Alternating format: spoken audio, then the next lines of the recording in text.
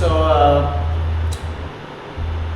hello, my name is and today I will talk about the book named On War by Karl von Clausewitz. Right. The name is Karl von Clausewitz.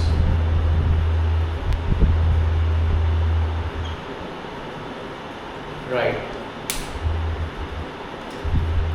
So there are several book parts in this book, and we will cover the first book, that is the nature of war, book number 1, and the chapter 1 is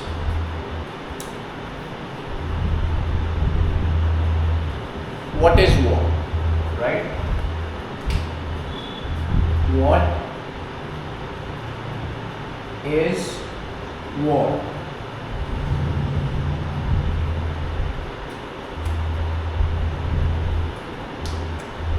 So, the first is introduction, right? And Karl von Clausewitz has written that there are several parts of this subject, right? There are several branches of this subject, and there is a whole element also. Now, the whole element is means the nature of this whole thing, right?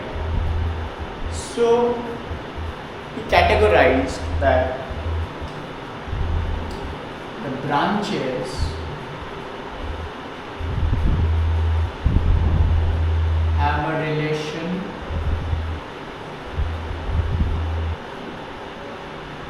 with the whole, right? Branches have a relation with the whole, and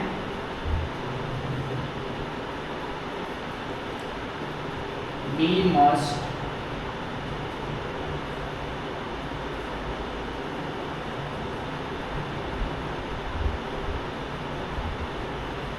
consider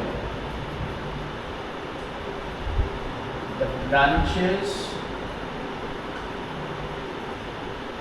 and relate this with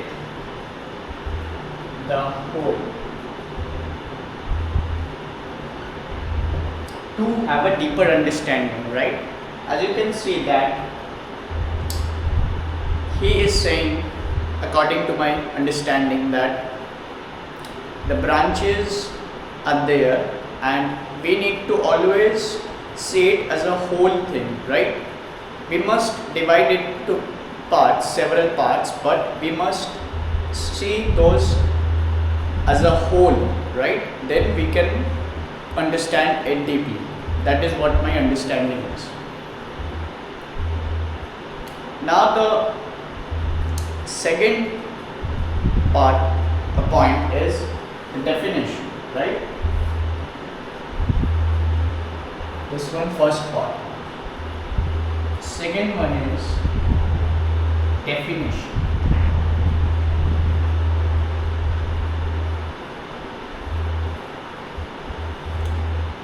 Right.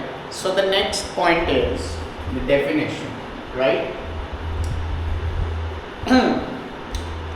So Clausewitz had written that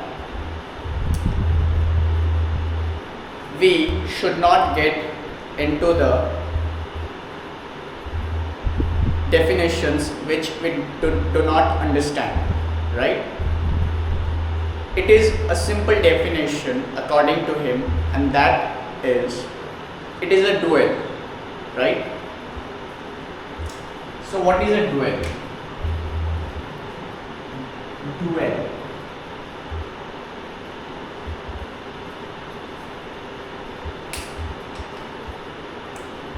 A duel is something where two opposite parties fight against each other to win something, or to have to make their opponent surrender, right?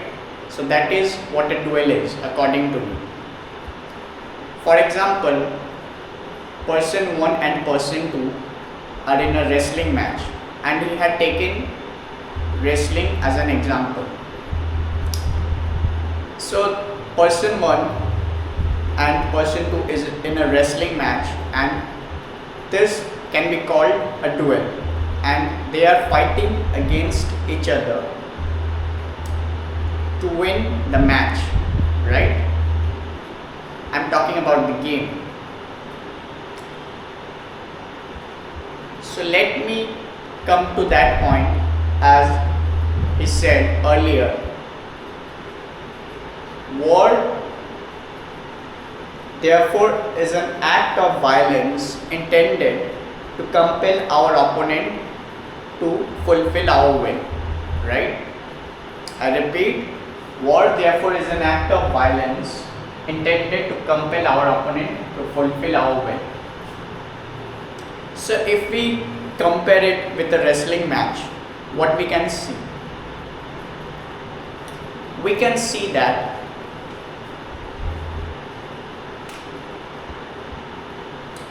person 1, right, and person 2.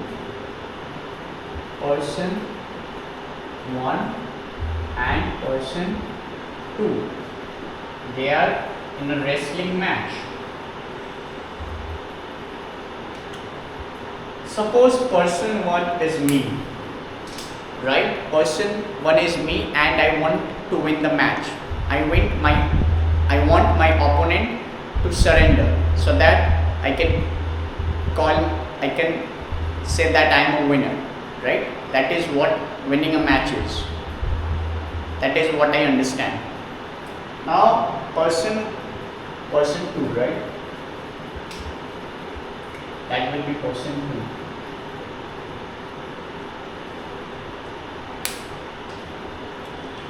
So person 2 is my opponent and person 1 is me. I want my opponent to stop his resistance against me. I want him to surrender, right? I want him to feel that he cannot win and he must surrender so that I can win the match. But he will not surrender so easily, right? He wants that I must surrender, right? So coming back to Clausewitz's point, war, let's forget the wrestling match. In the real war, it is a violence between two different parties, right? Between two parties, and one party wants the other party to surrender, to act according to other party's will. What is will here? Desire, right? Will is something like a desire. I want my opponent to obey me. I want my enemy to obey me. I want my enemy to follow me, not go against me, right? And that is what my ultimate end goal is. As he pointed out, he said, he had written that war is nothing but a duel on an extensive scale. If we would conceive as a unit the countless number of duels which make up a war, we shall do so best by supposing to ourselves.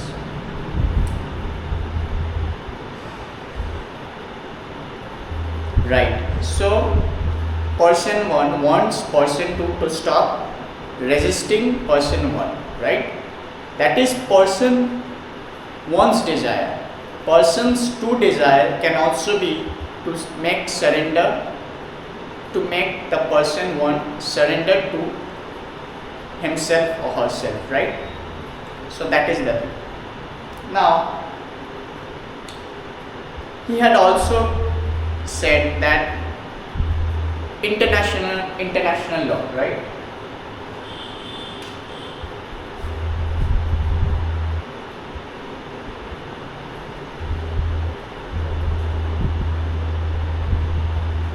International law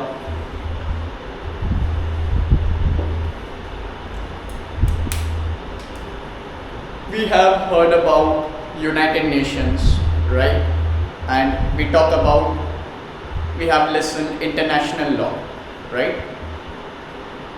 So international law means the law for the world, right? And Clausewitz maybe trying to say that this international law has loopholes which cannot be obeyed in a conflict or in a war, right? It has its limitations, right? Laws are rules, right? And rules cannot be followed in a war all the time. No party will completely follow the rules of other parties. For example, person 1 created a rule so that person 2 obeys him, right? But person 2 does not want to obey. Person 2 created his own rule or law, and the person 1 is not obeying. So the clashes are getting escalated, which means it is going to the extreme lengths. No one is listening to each other. No one wants to follow each other. That is what I understand. So, according to me, Clausewitz wanted to say that laws has limitations, and in war it can be used against you, right?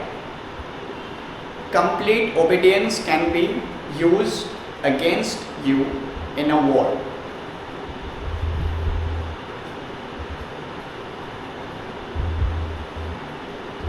Now we were talking about will, right?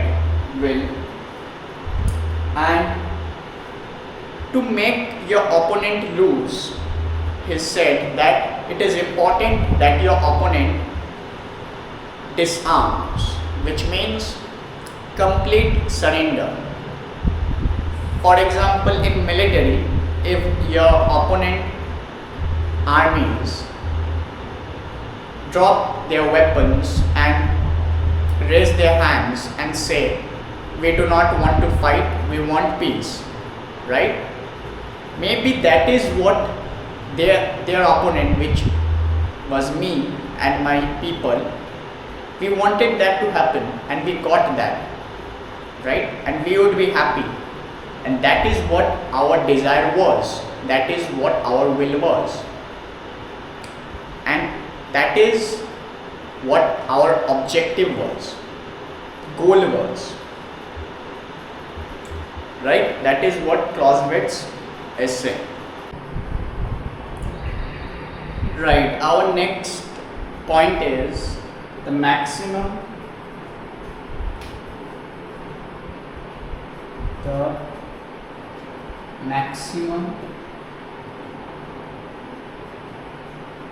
use of force. Okay, so we have covered the definition, right? Now what is this maximum use of force which Clausewitz has written? First,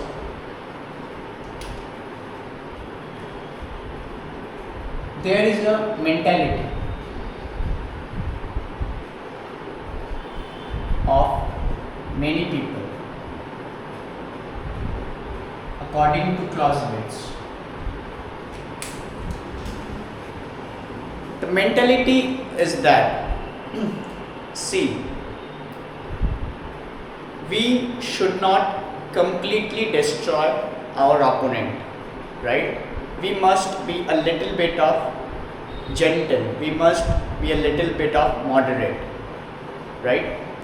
We must not completely destroy our opponent, and we must make them give, or we should give them little bit of freedom, right? Clausewitz is saying that it is a very foolish thing to consider, right? It has its own dangers. What are the dangers?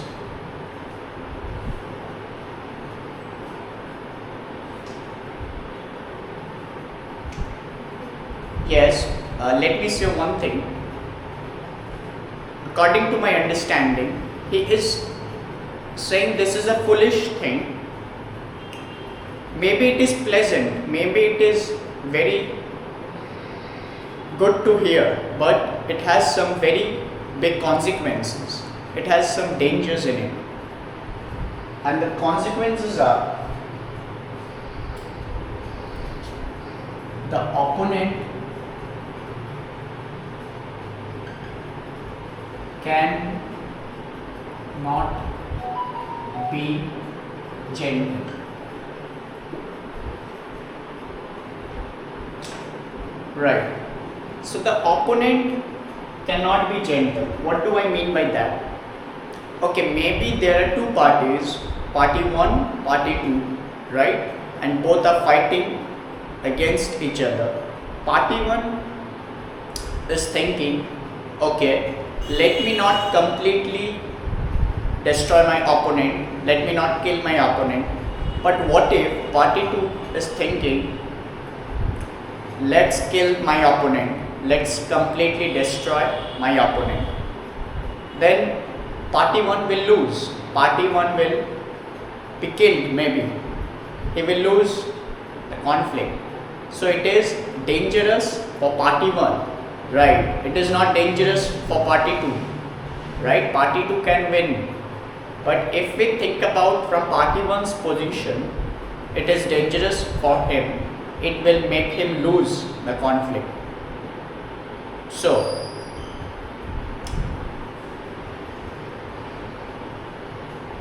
right. And another thing, this loss, right, will happen all the time with, if people have this mentality of being too much kind, right? This losses will be faced by party 1 all the time if party 1 has this mentality all the time. So, according to Clausewitz,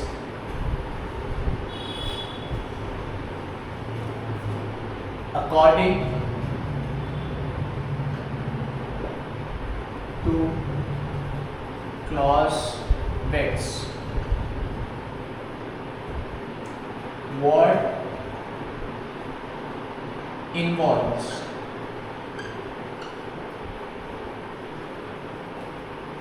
violence, not all the time, but violence. Yes, I have something to say, right? Clausewitz, right? Clausewitz says that war is all about violence, right? But I have read also said in different parts that he also said war is not always about violence. It is about making your enemy surrender, right? It is not all about complete destruction of your enemy. It is about destruction of the enemy's will to fight, enemy's will to resist, right? So I cannot say that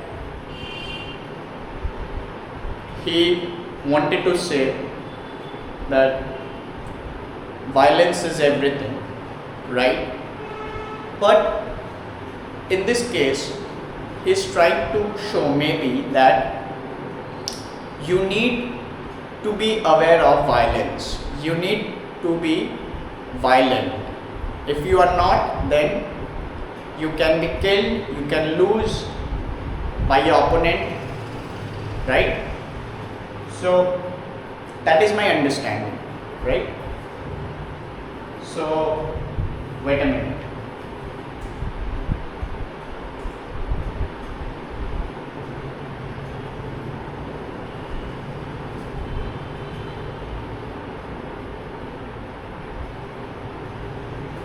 So the winning side will be the party 2, right? Party 2 will win, and party 2 will have the upper hand, right? They will dictate the rules, they will dictate everything after that.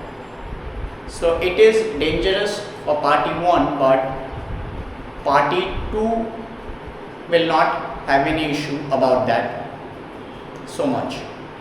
But my question is, why will it have an issue for party 1? Because party 1 maybe will not like to be dictated. Party 1 will not like to be controlled by their previous opponent, by their previous enemy, right? So it is a very unhappy moment for party 1, right? So Clausewitz may be trying to say that you have to be aware of this fact, because war is deadly, war is full of force, right? You need to use your force against your opponent. Now let's talk about the civilized people and savages. Savages and civilized people.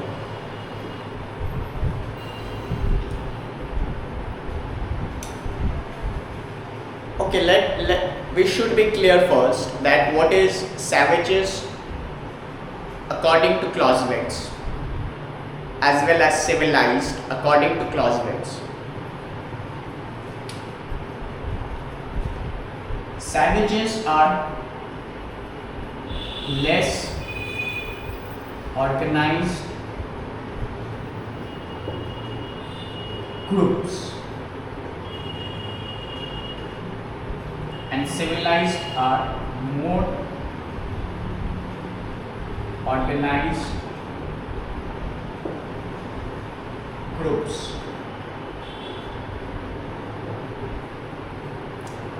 In less organized groups, according to Clausewitz, people have strong emotions playing out, right? I repeat, in less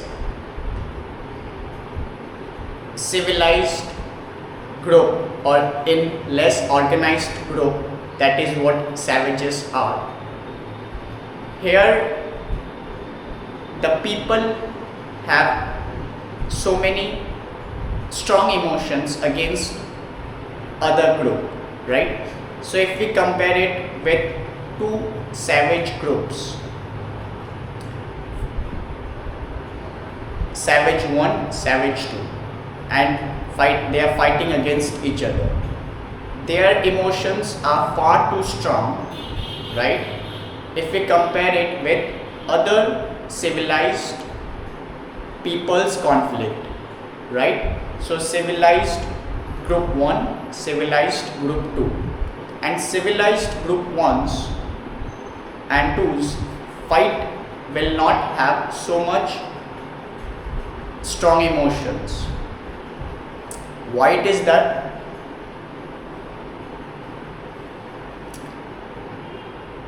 Clausewitz trying to say that it is because of other factors playing out. There are emotions are not influencing the goal here. Okay, sorry, let me talk about two things which he showed. Okay, here it is 1 hostile feelings and 2 hostile intentions.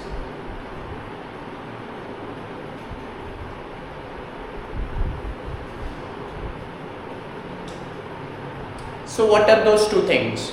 As we know that feelings are emotions. Feelings are nothing but emotions, according to me. And hostile intentions are what? For me, intentions I have read from other sources, and I got to know that intentions are goals or aims, right? Intentions are nothing but aims to do something, right? For example, what do you want from your opponent? That is the intention. What do you want your opponent to do for you, right? That is the intention. And intentions are goal, right? It is not a plan or a strategy, it is a goal. And feelings are emotions, right? For example, why do you want to do that? Because I am angry, because I do not like that guy, right? We know that emotions play out a role in a conflict, in a war. How can we say that? For example, Party 1 and Party 2, right? Or Group 1 or Group 2. Group 1 is very angry towards Group 2, right? Group 1 hates Group 2. So this can be a motive to continue the conflict, to continue the fight, right? So the intention here can be that, or the goal can be that Group 1 wants to destroy Group 2. That is the goal. That is the intention. And why this intention happened? Previously, Group 2 harmed Group 1 and the anger was there for Group 1. The anger became stronger for Group 1 and they suddenly attacked Group 2 after few days, a few minutes later. So what can we see from it, right? So Group 1 and Group 2, right? So Groups 1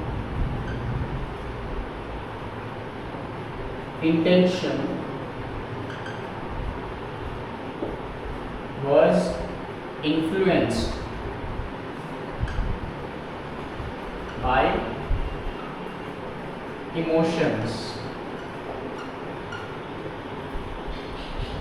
also by their opponents' actions.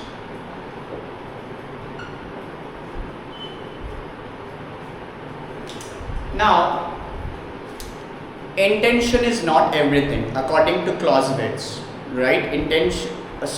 Emotion is not everything according to Clausewitz.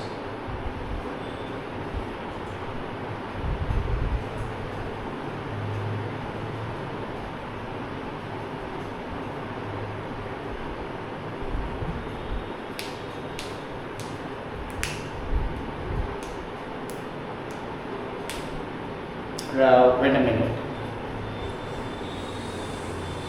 Okay.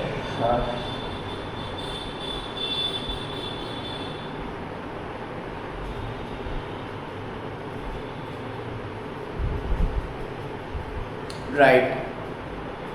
Intentions are emotions are not everything, right? I disagree with this with Clausewitz. Why do I disagree with him?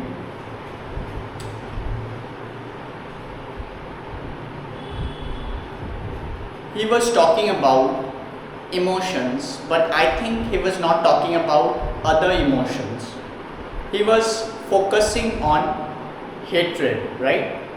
He was not focusing on other emotions like fear and other things, right? Hatred does not influence intention only if we talk about emotions. Emotions have hatred, right? But emotions also have fear, right? And fear can also influence intentions. For example, a country thinks that they will be invaded, so they are in fear, right?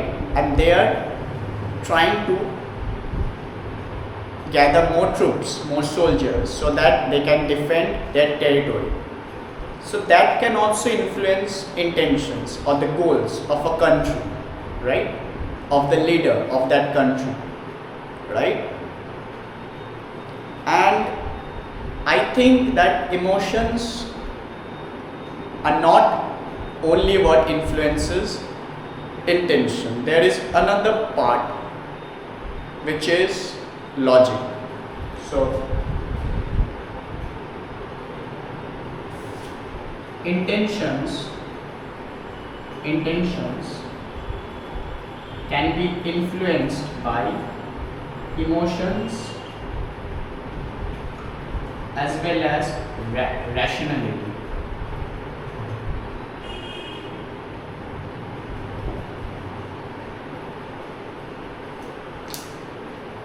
What is rationality here? Logic, right?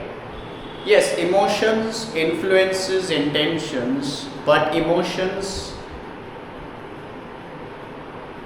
can be also, emotions are not only things which influences intentions. Emotions are not only the things which influences goals, which influences aims, purposes. Logical thinking or rationality can also influences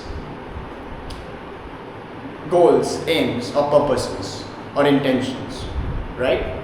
So the question is,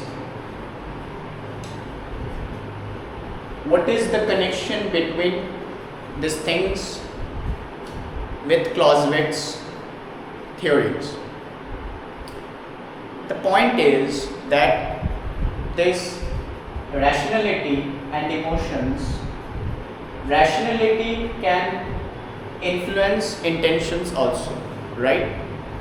He also says that countries do not go to war only because of hatred against each other or anger against each other or they fear against each other.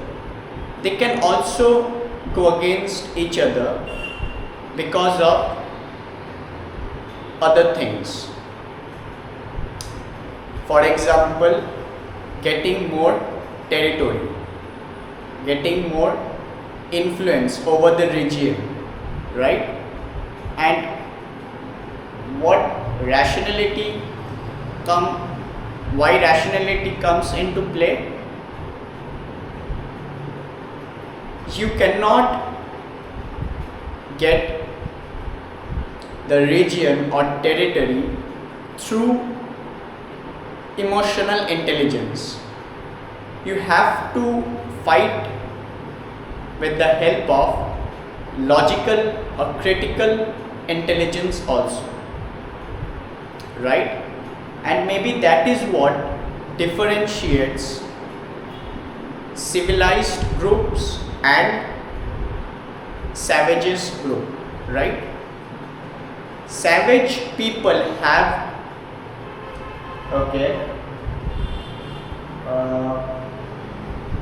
savage people have intelligence, right? But they lack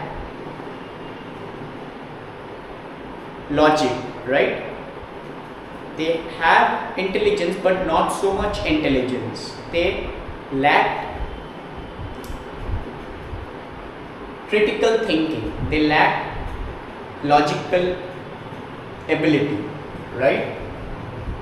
Maybe their emotions are almost similar to those civilized people, right? Maybe, but maybe their logical capability is not similar to those civilized people, and those civilized people may have more logical capability. They have ethics, they have morality, right? They have laws, and that is why the differences can be seen in war, right?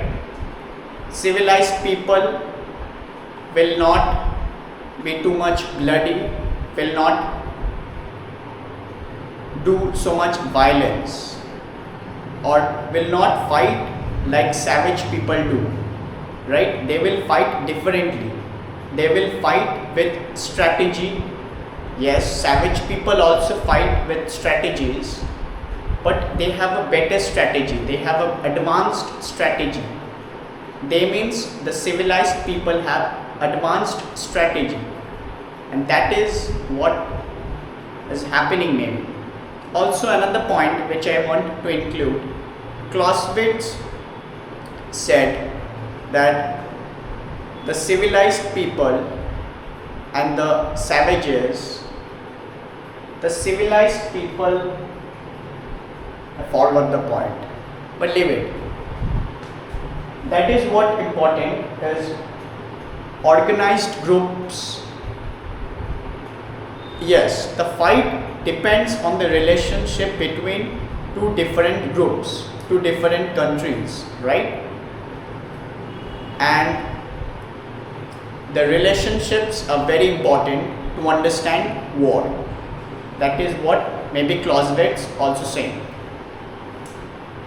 And relationships among savages are there, but their way of living, their political structure is different from civilized societies or civilized groups or countries, mainly civilized groups. So the savage groups are different from civilized groups on the basis of their relationship between opponent groups, right? And also their political structure, right? Mainly their relationship between each other, right? And how the relationship changes, there is a ethics or logical part in it, because as I said earlier, savages or savage people have less logical capability comparing to civilized people's logical capability, right? That is one point.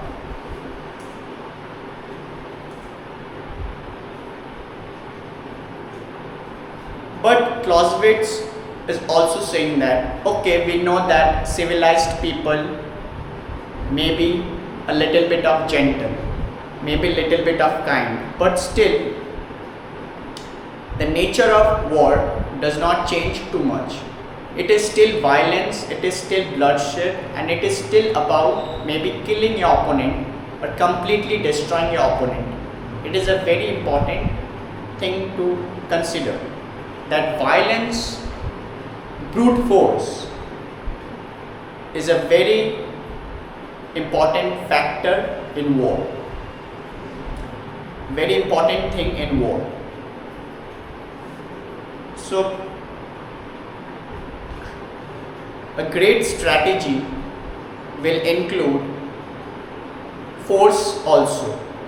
A great fight will include force also, right? A brutal fight will include force or violence also. Violence means force. Yes, here violence means force, okay? So that is what it is, and violence will be there. And last point he wanted to say that if we take an example like guns and other weapons, right? These weapons are advanced, but still if we see the design of these weapons,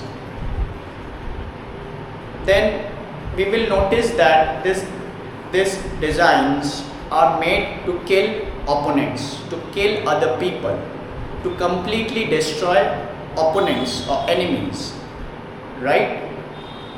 And however the advanced these weapons be, still they are bloody, still they can cause destruction, still they can cause bloodsheds, still they can cause violence, right? And he concludes that war is an act of force and there is no logical limit to the application of that force, right? And each side therefore compels its opponent to follow suit.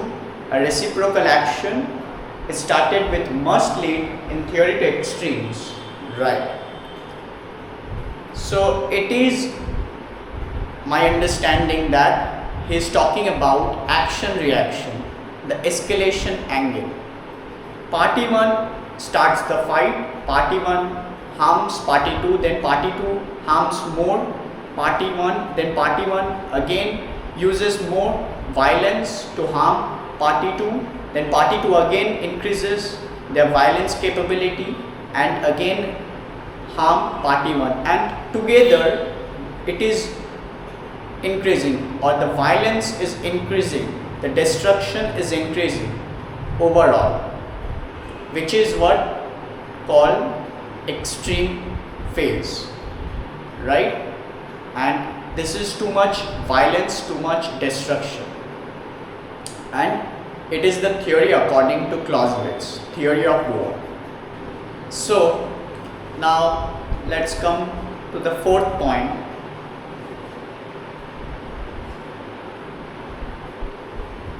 The aim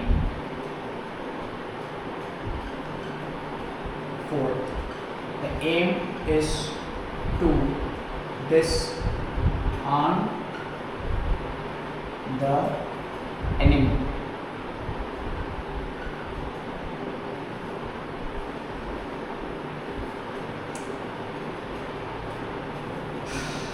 Okay.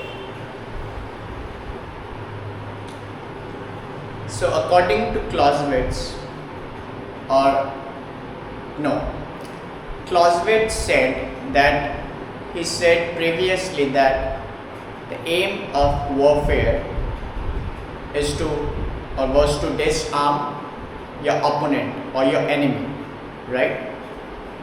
So let me come to disarm, right? Disarm or defenseless,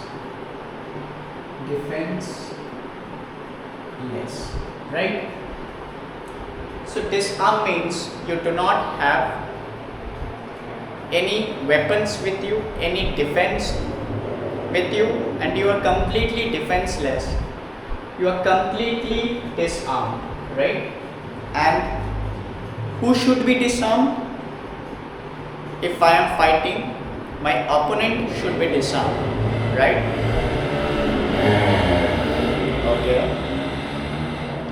Okay, my opponent should be disarmed, right? I should not be disarmed. And how to make your opponent disarmed? That is what Clausewitz is trying to say.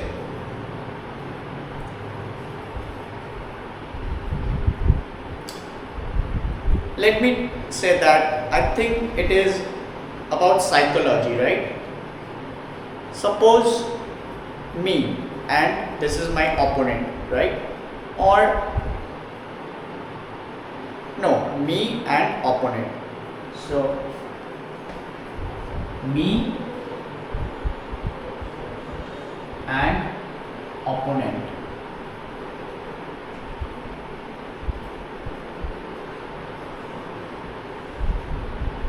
Right.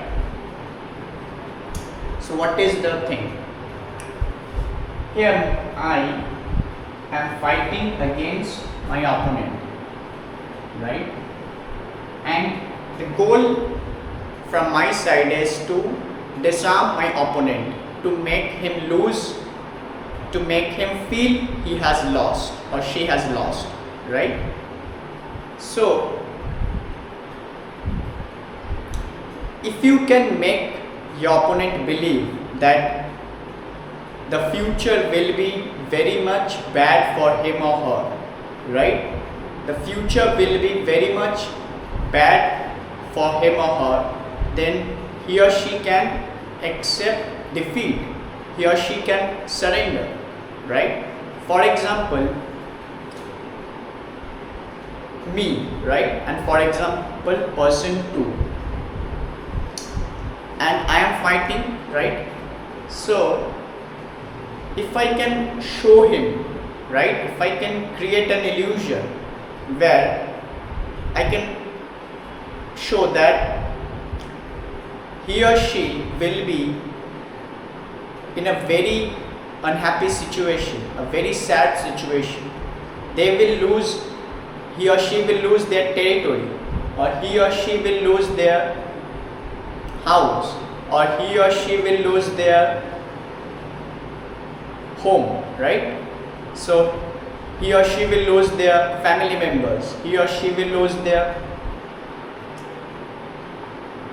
respect, or he or she will lose their soldiers if he or she continue to fight, right? Who am I? I am the leader of a country. I am imagining that, right? Here me, I am the leader of the country and I am in a war with my opponent, and my opponent is also a leader of a country, right? And now the opponent, if he, let's consider him, he thinks that it will be very bad for me and my people in the future and we should surrender now, otherwise he means I can inflict destruction to me, or the overall destruction will be huge for us, right? For example, if I lose my territory, I will lose my power, I will lose each and everything which I got. So why should I do that? Let me surrender now. It is okay to surrender, right?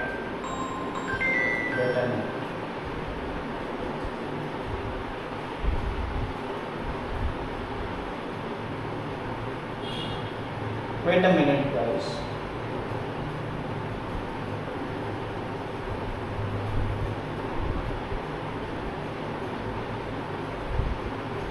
A call came.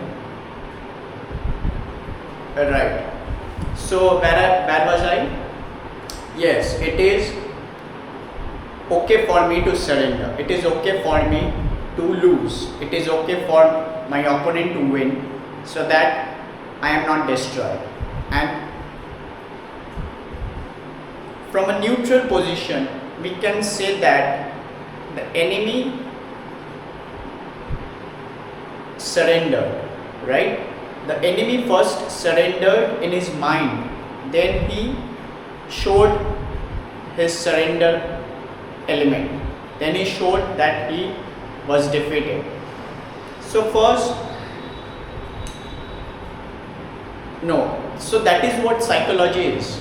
If you can believe, if you can make your enemy believe that the future will be very bad for them if they continue the war, then they might think it is better to stop right now and make peace terms, make peace agreements, and it implies that they lost the war and I won the war, right? So I am the leader, I won the war, he is also a leader, he lost the war, right? So that is, I think Clausewitz will agree with this, right?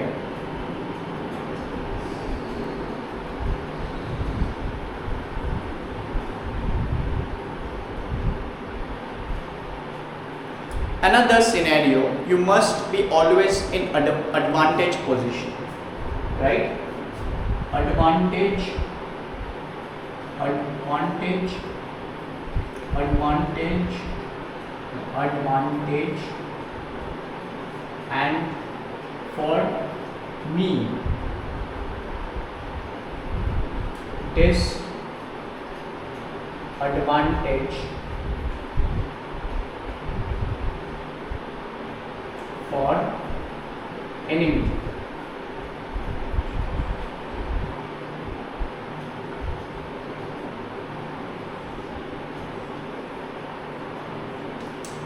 Right.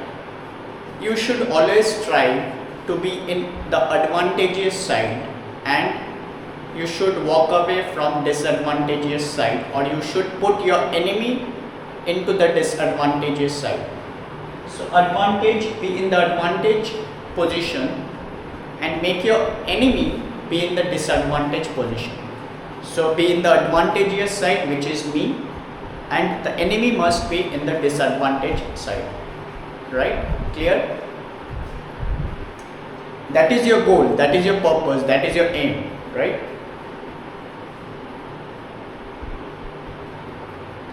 So Clausewitz is saying that that should be the goal, that should be the aim, right? Whatever you do, that is the goal, or that is the aim of warfare. To make your enemies surrender, to make your enemies will surrender, right? To disarm your opponent or enemy. That is what he said.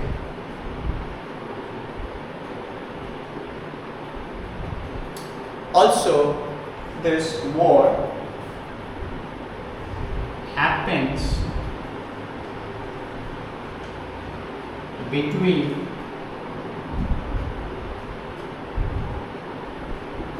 living creatures, not non-living creatures, right? So if a group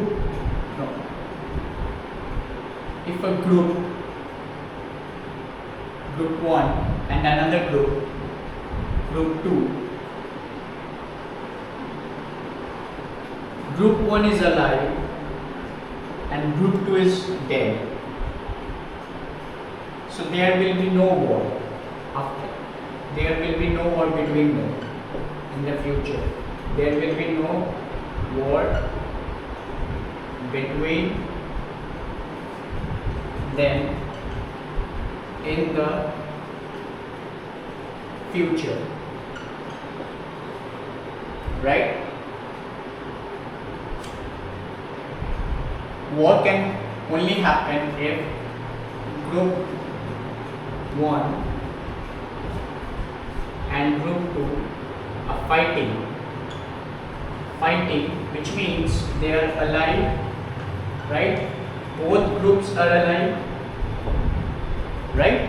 Both groups are alive. Group 1 is also alive, group 2 is also alive, and both groups are fighting against each other. That is when war can happen. It is the action of living forces, not action of non-living forces. War cannot happen without resistance. If group 2 is dead, which means they are not able to fight back. They will not be able to resist group 1. So there will be no war.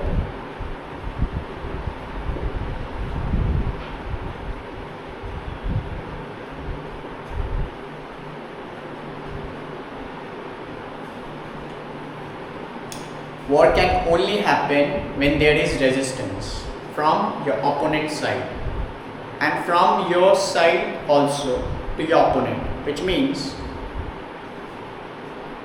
you are resisting your opponent, right?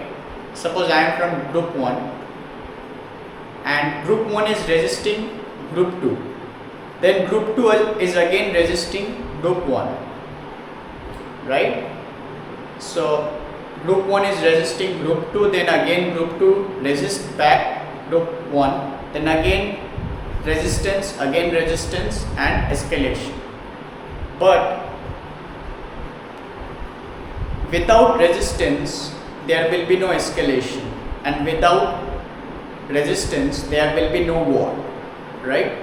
So you need resistance, and resistance can happen if there are opposing parties, opposing groups, and group 2 is opponent of group 1, right? They are opponents, they are enemies, and it is full of fear because group 1 also does not know that he will overthrow group 2 or not, because there are many possibilities that group 1 can be overthrown instead, which means I am thinking that I will overthrow my opponent very easily, but instead I got overthrown. Similarly, group 2, my opponent, is thinking that he will overthrow me very easily, but instead he got overthrown. So expectations did not match with reality, right? Goals did not happen according to things. Why am I getting so calls?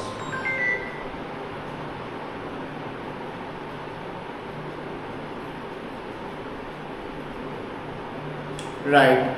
So that is the point. So expectations can not match with reality, will not match with reality, and which will be deadly for whom? No, deadly for whom? Deadly for me when I am not getting the results which I desired, and deadly for my opponent when he will not get the results which he desired.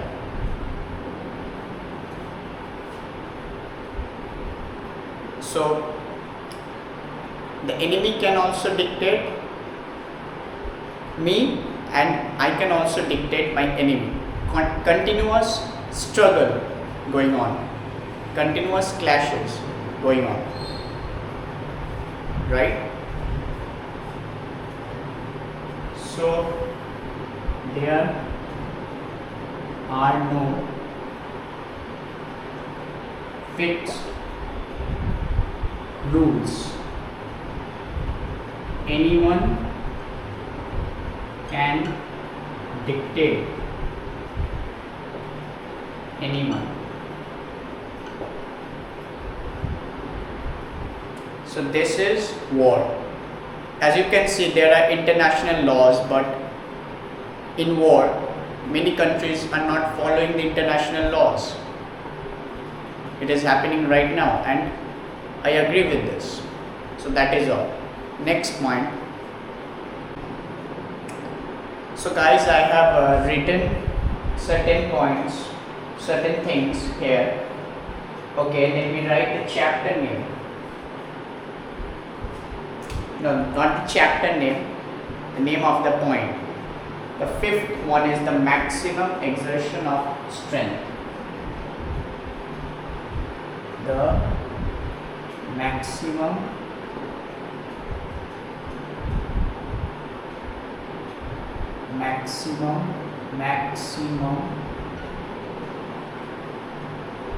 exertion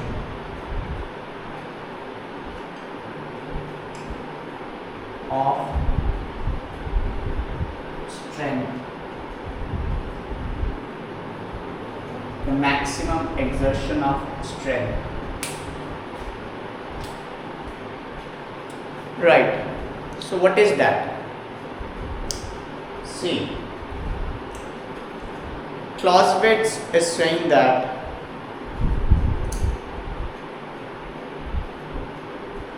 you means we have to match our effort with the enemy's power of resistance or enemy's power, right? And enemy's power can be determined by two factors. First one is the total means at his disposal, right? Total means at the enemy's disposal, which means the methods or the total methods to reach the total methods at his disposal.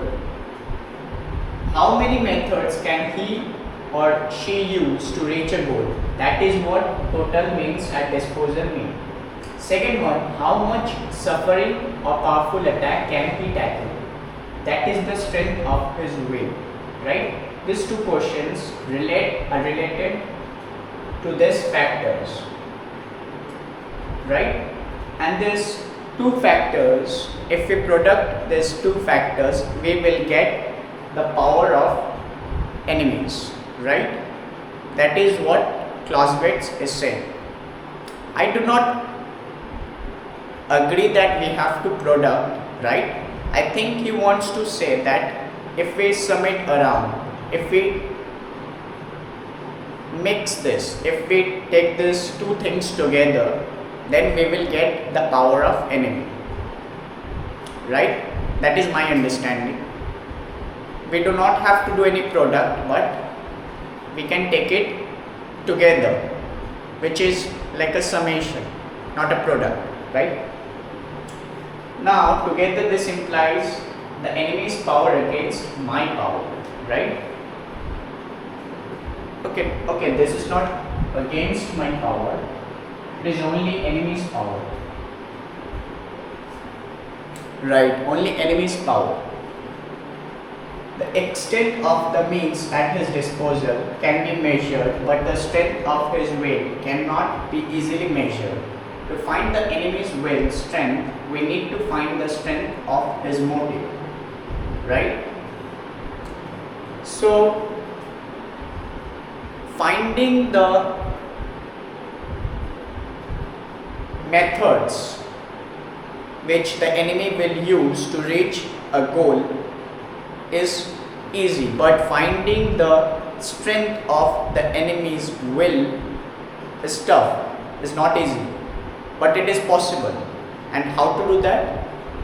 First, we need to find the strength of his goal, his objective, how much or how strongly he wants to achieve his or her goal. That will determine his will to fight, his will to obtain power, right? Or his will, yes, his will to obtain power. Suppose I find the power of enemy, then I can adjust according to the power of that enemy. Either I can increase my power and it can more than the enemy, or I can increase my effort or power as much as possible, even though it can be less than the enemy's power. So, see, if I find out the power of the enemy, right, what can I do about it? I have known about the strengths and weaknesses of the enemy, then I can use it to my advantage. I can find weaknesses and then I can attack at those weaknesses which the enemy got. Also, I can dodge the strengths, or I can tackle the strengths which the enemy possesses, right? In this way I can easily fight him or her, right? So, right, and the effort of power as much as possible, right? It is possible that after knowing many things, I will not have more power than my enemy has, right? But I should not stop. I should not accept defeat. I can increase my power even though it can be less than my enemy's power, and still try to fight, try to continue the fight. But what will happen next? The enemy also will find out my power, right? And he will again increase his power. Then after that, I will also increase my power. And in theory, it can go to escalation. It can escalate. Which means, suppose I increased my power, my enemy also increased his power, then I again increased my power, and in this way we reached to the extreme phase. We reached together to the extreme point, which is very horrible, which is very deadly, and we are there, right? And that is what Clausewitz may be trying to say. Okay, next point, we are going to talk about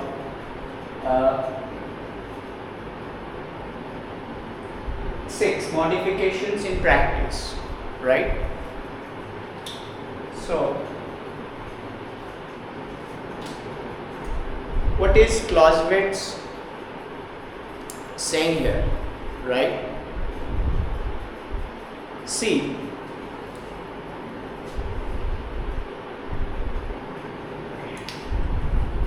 our mind always go to the extremes, right? Mind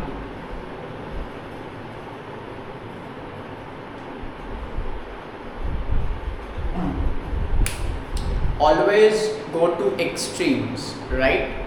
We always try to go, we means our minds always try to go to extreme lengths, right? Inquiry mode is always on, right? And when we are in extreme situations, we tend to go more extreme, right? For example, in a battlefield, and you know that you can be killed any moment, so you will think more extreme scenarios, you will think more extreme things, right? So that is one thing. And we have a logic, right? And the theories which includes this logic, that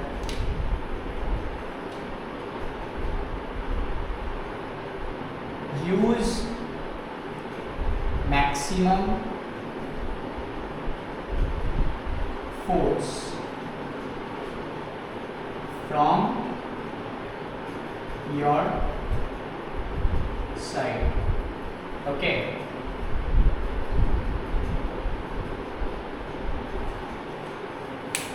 So use maximum force from your side, right? What is this? Yeah. Yes, what is this? So the theory is that first V means a group 1 and another group 2, which is the opponents, right? And the goal is to use maximum force against the opponent, right? And what will the opponent do? The opponent will also use maximum force against me, right? Or us, and we will again use maximum force against them, and they will again use maximum force against us. So it is going deadly, it is going to extreme phase, it is escalating. Simple, right?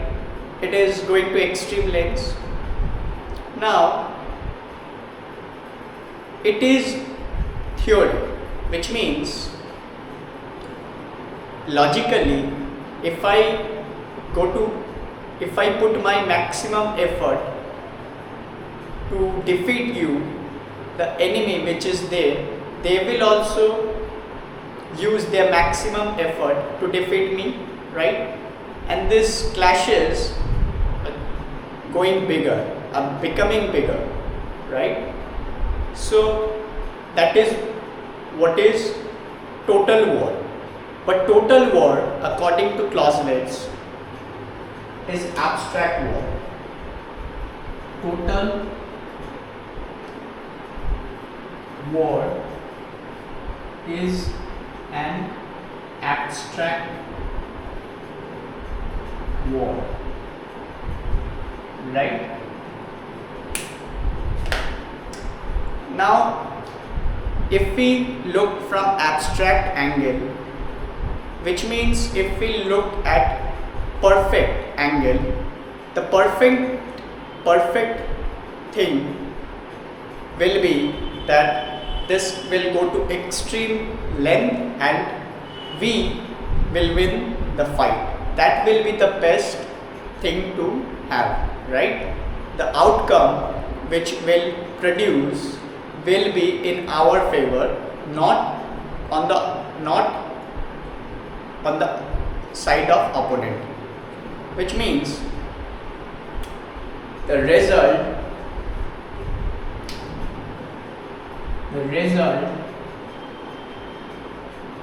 will be on our side and not on the enemy's side. Okay. So see, if we are group 1, if we are getting the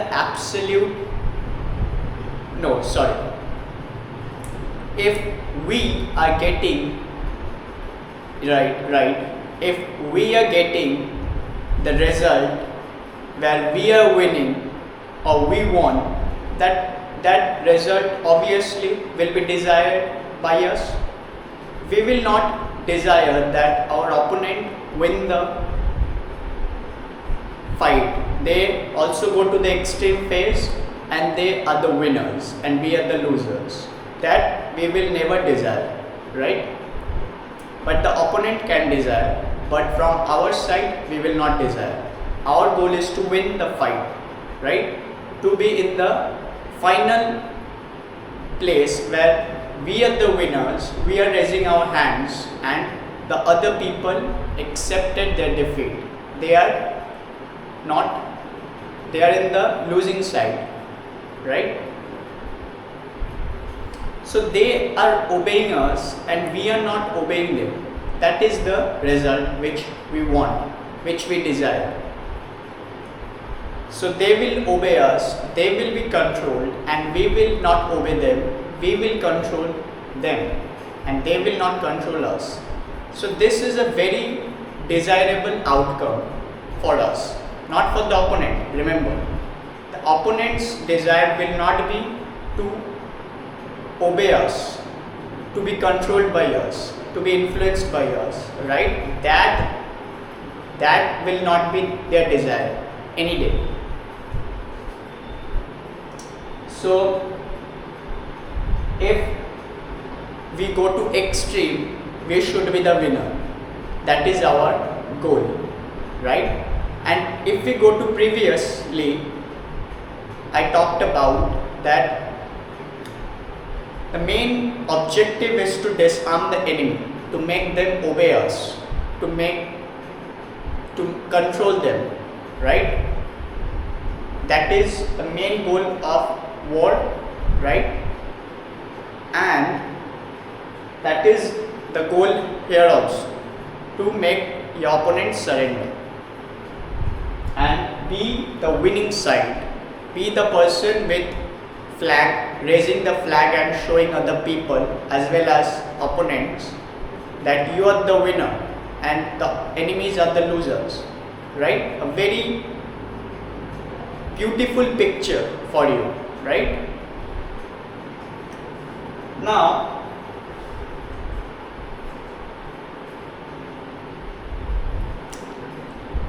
Sometimes it will not happen like that, or maybe most of the times it might not happen like that, because if you think it will go exactly according to your plan, it might not happen. Let me explain.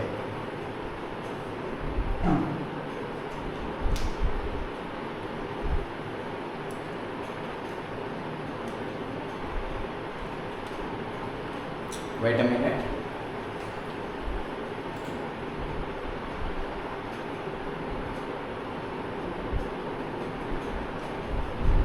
Right. Okay, where am I? I'm lost, I think. Wait a minute. Total war is an abstract war. The result will be on our side and not on the enemy's side. Right? So, use maximum force from your side, right? So that is what Clausewitz is trying to say. Use your maximum force against your enemy, then the enemy will use maximum force against you, and this will create a chain reaction where there will be too many violence, too much horrible things. It will go to extreme phase. Right? If you follow the pure logic, what you can see, each side, which means I and my opponent, both wants to defeat the other. Yes, absolutely. Then each side should use maximum force, right? I will also use my full effort.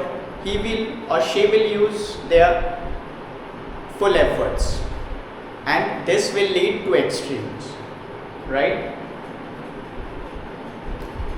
Right? We are influencing each other to use more force, right? I repeat, we are influencing each other to use more force, and that is leading to extreme. So this is how abstract thinking using logic can lead to extreme phase, which is very deadly.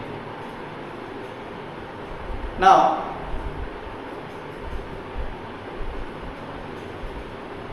as I said earlier, this will create a chain reaction. Force given by me, force given by the opponent, then more force given by me, then more force given by the opponent. So the force overall is getting too much, and that is what extreme is. More violence, more blood.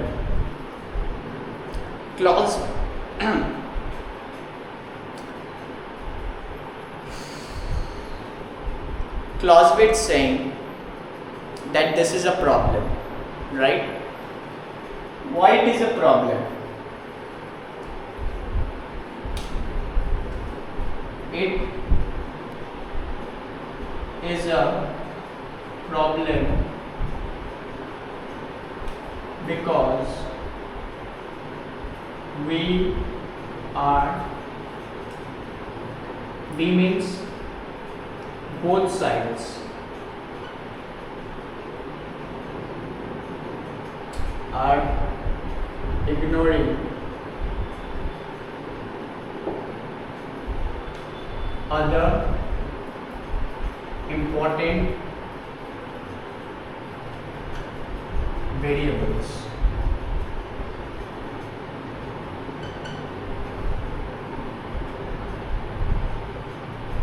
It is a problem because both sides means we, group 1 and group 2, the opponent, they. So now I am considering them we, both sides. So both sides are ignoring other important variables. What are the important variables? One is politics. 2, human behavior or human limits. 3, other emotions.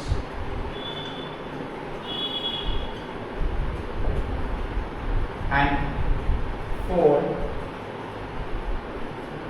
resources.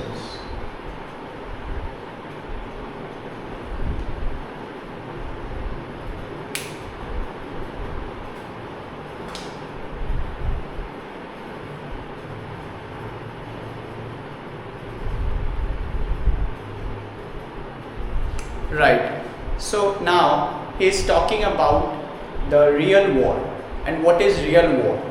Real war is where politics will be included, human limits will be included, emotions will be included, resources will be included, right? And this will affect the overall war, right? So, real war is limited by politics, right? Is limited by human behavior, right? And other resources which comes into play. So the main thing is that abstract war is not similar to real war. Abstract war says that it will go to extreme phase, but real war says that it might not go to extreme phase because there are some limitations, there are some restraints, there are some things which are stopping from going to extreme, right? And Clausewitz may be trying to say that we must focus on the real war, right? Abstract thinking is good, but also try to think about the real war where unpredictability is there. Now I will talk about the unpredictability, but before that I need to talk about one certain thing, and that is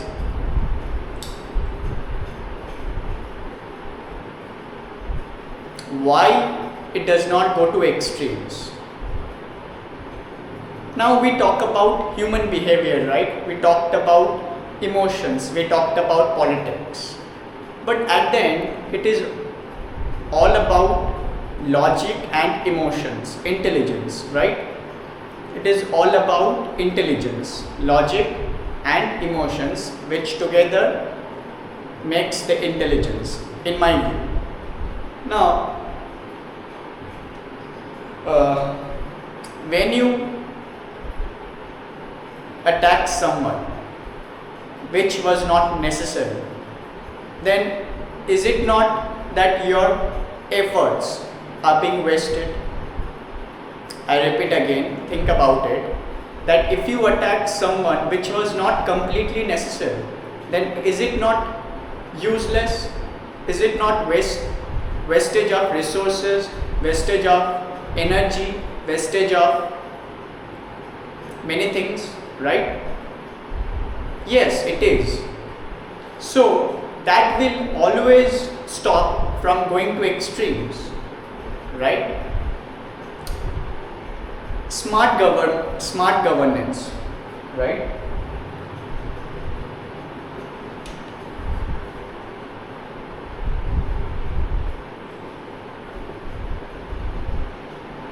Governance. What is this? It is using smartness to govern a territory, right? Govern a country. Smartness includes, smartness and intelligence are very much related in my view, and intelligence is similar to smartness. If you are intelligent, then you will not waste your resources, right? Because maybe you can fight the next war, or maybe you can fight the next battle if you save your resources, right? It is not important to waste your resources all the time. You can always save your energy, you can save your time, you can save your resources, right? So that you can fight the next battle, so that you can fight the next war, right? And smart governance means you should not waste your resources, you should not waste your people. What you should do is you should save the resources for the future fights, for the future battles, right? And that is what comes part of constraints. It is stopping us from going to extreme. Us means group 1. Now think about not only group 1, what about group 2? What are they thinking? What our enemy is thinking, right?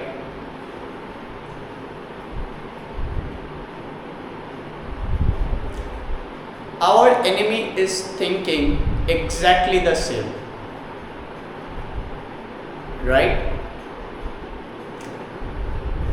Their actions are also being limited. Their actions are also being constrained. How can I say that? Clausewitz said that politics not only stops us from going to extremes, right? Or political objective not only stops us from going to extreme phase, political objective also stops the enemy from going to the extreme phase, right? And it is important to consider that real war has so many restraints, so many constraints. Constraints is the word. Real war has so many constraints. So total war is not real war. It is part of abstract war, right? And it is different from real war. In total war, use maximum force from your side, right? That is the goal. But this goal, according to Clausewitz, could be deadly for you because you are not considering other factors like nature, like weather, right? So, what could be the other factors, right? What could be the other factors?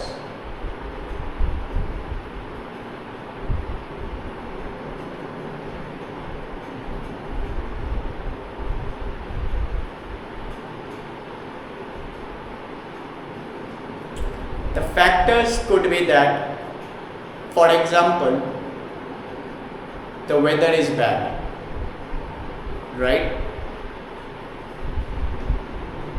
I want to say one thing, that I did read this and my main point is ask a question that our expectations matches with reality all the time. Are our expectations are matching with reality? Then ask another question, that are our plans will exactly happen as we desired? The point is, it does not happen all the time. Things do not happen according to your plan all the time. Things also will not happen according to your opponent's plan all the time. Neither it will happen according to your plan all the time, nor it will happen according to your enemy's plan all the time, right? So, plans or strategies does not execute with perfection. As we talked about, real world is imperfect. 1, 2, it is unpredictable. 3, it is uncertain, right? And it is uncertain for you, group 1, it is uncertain for group 2, the opponents. It is uncertain for both of the parties, right? If you think that you know everything and your opponent does not know anything, that is wrong. Second, if you think that your opponent knows everything and you know nothing, that is also wrong. The actual thing is, neither of you know everything. Because first, you cannot fully understand humans, you cannot fully understand the nature. There are always limitations of our mind which will stop us from going to perfection, and we are not perfect. Similarly, our minds are not perfect, which is for both sides. My mind is not perfect, similarly my opponent's mind is not perfect. So we are imperfect and we make plans absolutely, but it does not happen all the time according to plan. As we are going forward, our plans change, our goals also change. Similarly, the result which we desired when we started from the starting line is one thing, and the result which we are seeing at the end position is another thing. And if we compare it with the starting line, right? If we compare the finish line outcome with the starting line desire or goal, it will be different. It should be different. It will not be same, and that is reality, right? Your desire your goal will not be same when you started the fight and when you ended the fight, or when the fight was ended, the result was formed. The result will not be same, and the change is what comes part of reality. So if we see it carefully, it comes under this, right? The abstraction does not mean it will happen in real life, right? Similarly, do not think that the constraints are good, right? The constraints can make you lose also. For example, if you think that we will not attack our enemy, maybe the enemy is trying to attack us, and that will make us lose the fight, right? So the stopping, or I should say the desire to not fight, is also an objective which will stop us from going to the extreme, but it will also stop us from winning the conflict. Remember. So it is stopping us from going to the extreme, absolutely yes, which is a very good thing. But it is also stopping us from winning the conflict. So that, can you take this? Can I take this? That is the important question. So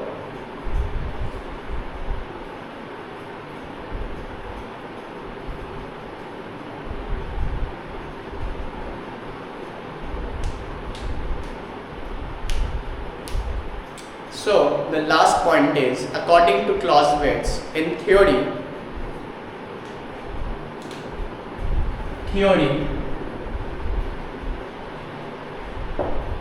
both sides want to go extreme. Both sides want to go to extremes, and in reality, both parties cannot go to extremes because of constraints. It can be political, it can be behavioral, which is part of politics, right? The main point is politics. Politics or human behavior or human emotions or the nature, other animals or other things, part of nature, can influence the war, and that can change the outcome. That is all. We will go to the next topic. So the next point is 8. War is never an isolated act, right? So we will cover the point 8, which is war is never an isolated act. So first, Clausewitz is saying that human beings are not abstract, they are real, right? And in war, each side, right, suppose party 1 and party 2 are filled with human beings, right? Each side has human beings and each group has human beings, and human beings are imperfect, they are limited, there are many things which are limited in a human being, right? And human beings can never be perfect, they are imperfect and they are limited. So the opponent, okay, let me write this. Human beings are imperfect,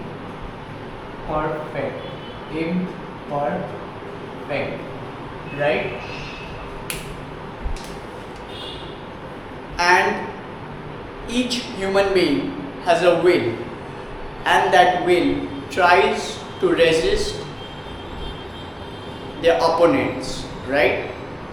And their opponents,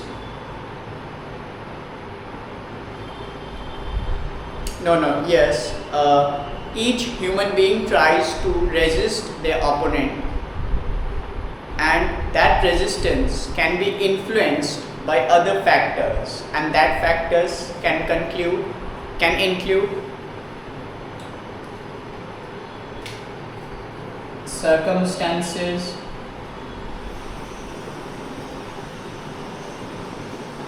then morals, then resources. Okay. So these are the factors which can influence a human being's will, right? And even though this will can be influenced by these factors, it is not completely unknown. The will can be determined as well as the action of a human being. You can determine someone's will by watching or observing someone's action, right? I repeat, you can observe someone's or your opponent's action, then you can find their will. The strong means if the will of theirs are strong today, then the will of their will be strong tomorrow. So it is like prediction, right? If you can know about their strengths and weaknesses of them, then you can predict what will they do next, which could be advantageous for you, obviously, which could be advantageous for us. Us means specifically me, or who can find the opponent's weaknesses and strengths and can make better judgments, can make better predictions. So you can find you can observe someone's way. Right, you can observe someone's action, right? You can observe someone's action, then you can find and make prediction,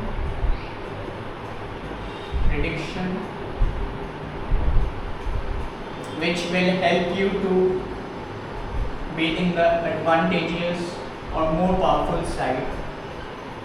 Advantageous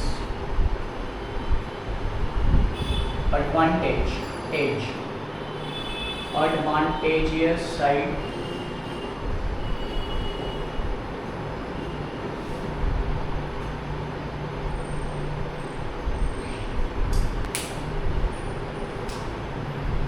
So you can make prediction.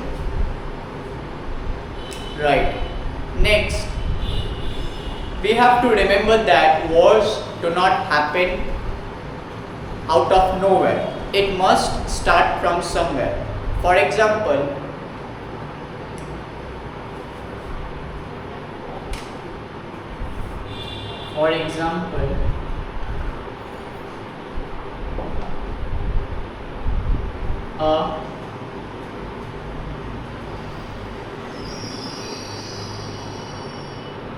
someone insulted person 1. Let's start from here. So someone insulted person 1. Let's say person 2 insulted person 1. Then person 2 insulted person 1. So this is person 2 and this is person 1. Person 2 insulted person 1, and again the person 1 insulted him back. Then again person 2 insulted person 1, and person 1 here got very angry and slapped person 2. So it got escalated. So here we can say that there was a starting point, and wars also have starting points. It does not start from nowhere. It must start from somewhere. And giving slangs, for example, was the starting point here. I am taking an assumption, right? Yes, it is also true that there could be other things before the starting point, but I am taking the starting point as a starting point and nothing before that, right? Also, war do not happen everywhere at the same time, right? For example, in a country, when two countries are fighting against each other, specifically their soldiers are fighting against each other, the civilians will not fight the same war which the soldiers are fighting. I repeat, the civilians of that country will not fight the same war just like the soldiers of those countries are fighting against each other. So the fight is not happening equally everywhere, right? The main fights are happening at a place, and that place maybe is called the battlefield, right? So wars do not happen everywhere at same point of time.